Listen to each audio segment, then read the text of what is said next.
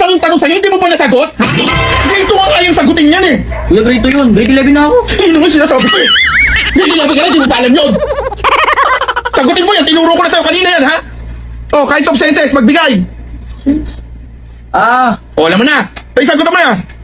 ano? Tabango. Send yun! Send! Senses! O, bibigyan ka ng example. Taste! O, ano ka next? O, alam mo na. Taste test. Taste test. Nagagablang na ka doon eh. Next ka doon. Kuya, nainitin kasi ko eh. Di mapag ano eh. Pagkakabit na tayo eh. Pag ikaw di ka nakasagot ha. Kevin, gusto mo yung tikpan. Pag di ka nakasagot ha. O sige ha, tuturo ko na sa'yo. Kinds of sense. Smell, sight, hearing, taste, touch. Touch? Touch. O, ganun mo ko. Touch. Touch. Okay, o. Pag sight.